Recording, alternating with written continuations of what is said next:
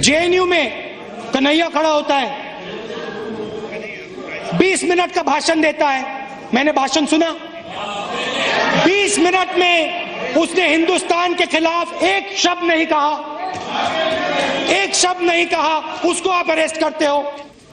सार्वजनिक जीवन में हम सब लोग आंसरेबल हैं। कोई भी व्यक्ति हमें सवाल पूछ सकता है, पूछने का उसका हक है। लेकिन कुछ है जो जवाबदेह नहीं है, न ही कोई उनको पूछने की हिम्मत करता है, न ही उनको कुछ कहने की किसी की ताकत है। मैं घटना का सिर्फ जिक्र करना चाहता हूं, अर्थ आप लोग लगाइए। रशिया के राष्ट्र प्रमुख श्रीमान क्रुश्चेव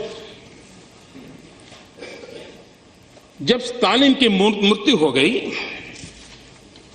वो उनके साथी थे, तो स्टालिन की मृत्यु के बाद ये जहां जाते थे क्रुश्चेव स्टालिन की बड़ी आलोचना करते थे।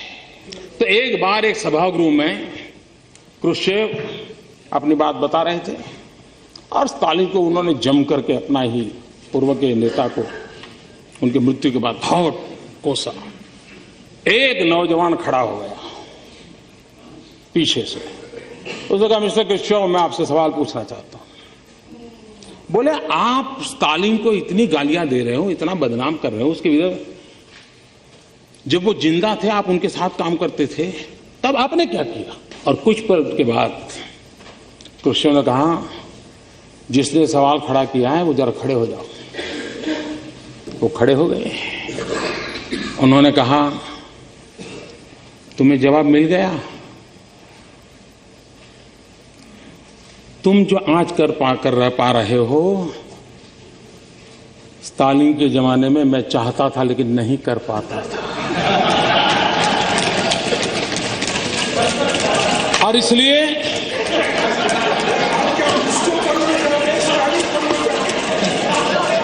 इसको समझने में देर लगेगी, लेकिन इसमें कोई बादाम काम नहीं आएगी। आपको तो शायद थोड़ा समझ आ जाएगा, औरों के लिए मैं नहीं कह सकता। आप जेएनयू और रोहित वेमुला के पीछे क्यों पड़े हैं, मैं आपको बताना चाहता हूं। क्योंकि वो गरीब है, क्योंकि वो कमजोर है, क्योंकि वो दलित है, क्योंकि वो आदिवासी है। और आप चाहते हो कि हिंदुस्तान में गरीब वर्ग, आदिवासी वर्ग आगे ना बढ़े, पीछे का पीछा रहे। ये बात सही है कि आप बड़े सीना तान करके कह सकते हो कि मोदी जी, चुनाव में भाषण करना अलग चीज है। तुम कहते हो गरीबी हटाओगे, लेकिन तुम्हें मालूम नहीं हम कौन है। अरे हमने गरीबी की जड़ें इतनी जमा दी है, इतनी जमा दी है। मोदी, तुम उखड़ जाओगे लेकिन इसे उखाड़ नहीं पाओगे। इस बात का कोई इनकार नहीं करेगा कि इस देश के 60 साल के कार्यकाल में अगर हम गरीबों का भला कर पाए होते तो आज मेरे देश के गरीबों को मिट्टी उठाने के लिए, गड्ढा खोदने के लिए मजबूर नहीं होना पड़ता। He told the Congress president that he had solved the Nagaland problem. And the most important question, where has this accord gone now? Bangladesh सीमा का विवाद सुलझा। आप कह सकते हैं, देखो, हमने अगर हमारे कार्यकाल में कर दिया होता तो मोदी, तुम्हारा अचीवमेंट कहां होता है? ये तो तुम्हारे लिए हमने छोड़ के गए थे, आप ही की तो देन है। मेक इन इंडिया का बब्बर शेर तैयार किया, काले रंग का बब्बर शेर, उसके अंदर देखो तो घड़ी जैसा चलता है वो। जहां देखो, इंटरनेट में देखो बब्बर शेर, टीवी में देखो बब्बर शेर, मोदी जी का भाषण सुनो बब्बर शेर, स्टेज जल जाता है बब्बर शेर। मेक इन इंडिया की मजाक उड़ा रहे हैं ना, मेक इन इंडिया की मजाक उड़ा रहे हैं। जाने ऐसा क्यों है कि हम लोग अपने देश की इमेज ऐसे बनाते हैं जैसे हम भीख का कटोरा लेकर के निकले हो, और जब हम खुद ऐसा कहते हैं तो दूसरे लोग यही बात और ज्यादा चीख करके कहते हैं और ज्यादा मजबूती से कहते हैं। ये मैं नहीं कह रहा हूं, श्रीमती इंदिरा गांधी कह रही। Listen to Rajnath Singh ji, listen to Advani ji, listen to Sushma Swaraj ji, listen, वो यहां है नहीं मगर मेरा भाषण सुनेंगे। Listen to your MPs, listen to us across the aisle here, we are not your enemies, we don't hate you. पर उपदेश कुशल बहु तेरे, जे आचर ही ते नर न घनेरे। दूसरों को उपदेश देने की कुशलता वाले तो बहुत सारे लोग हैं, परंतु जो खुद वैसा आचरण करे वैसे लोगों की संख्या बहुत कम है। उपदेश सुनता रहा हूं, सलाह सुनता रहा हूं, आलोचना झेलता रहा हूं, आलोचना से ज्यादा आरोप सह रहा हूं, ये सब चल रहा है। और मुझे क्या हुआ है कि 14 साल के काम काफी कुछ मैं इससे जीना सीख चुका हूं, इससे जीना सीख चुका हूं। हमारे देश के सम्मानीय प्रधानमंत्री डॉक्टर मनमोहन सिंह जी अमेरिका में थे। अमेरिका के राष्ट्रपति के साथ उनका बायलैटरल टॉक होना था। देश के सम्मानीय नेता थे। हिंदुस्तान की कैबिनेट, जिसमें फारूक अब्दुल्ला साहब बैठते थे, एंटनी साहब बैठते थे, शरद पवार साहब बैठते थे, इस देश के गणमान्य वरिष्ठ अनुभवी नेता बैठते थे। उस कैबिनेट ने जो निर्णय किया, उस निर्णय को 27 सितंबर 2013 पत्रकार परिषद में फाड़ दिया गया था। ऑर्डिनेंस को फाड़ दिया गया था। अपनों से बड़ों का मान, सम्मान, आदर,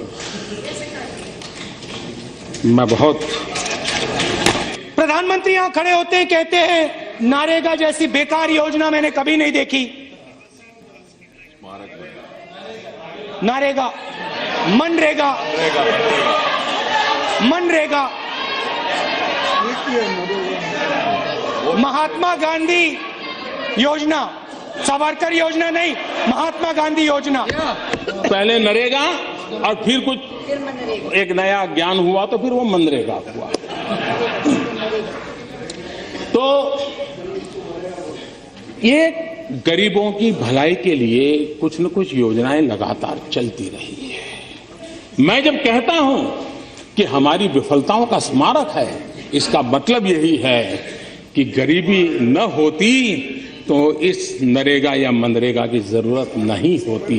लेकिन यह सच्चाई है और मैंने आकर के देखा कि ऐसी गरीबी की जड़ों को जमा दिया गया है कि उसको उखाड़ फेंकने के लिए मुझे भारी मेहनत करनी पड़ रही है। देखो भैया, आपके बीच में और हमारे बीच में एक बात आप समझ लो, आप लोग सब कुछ जानते हो और आप लोग कभी जिंदगी में गलती नहीं करते हो। हम लोग गलती करते हैं, हम लोगों की सुनते हैं, हम सब कुछ जानते नहीं है, हम सीखते हैं। ये फर्क है हम में और आप में। एक तरफ गांधी, दूसरे तरफ सावरकर। अच्छा बोलने दो। सावरकर को आपने फेंक दिया क्या? उठा के फेंक दिया, बाहर कर दिया, क्योंकि अगर आपने किया तो बहुत अच्छा किया। विपक्ष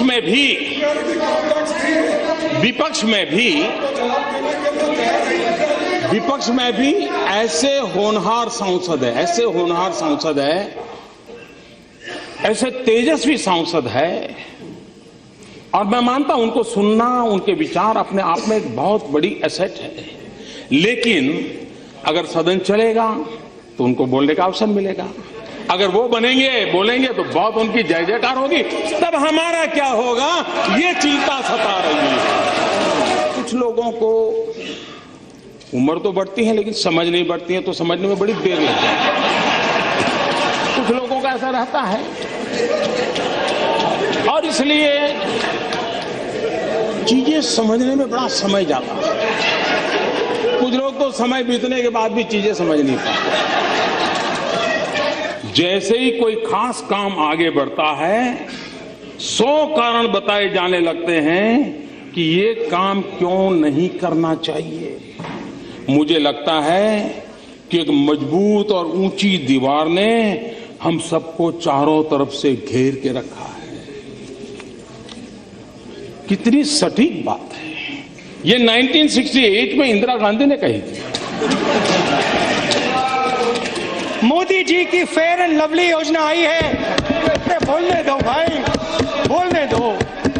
मोदी जी की फेयर एंड लवली योजना आई है। काले पैसे को आप गोरा कर सकते हो।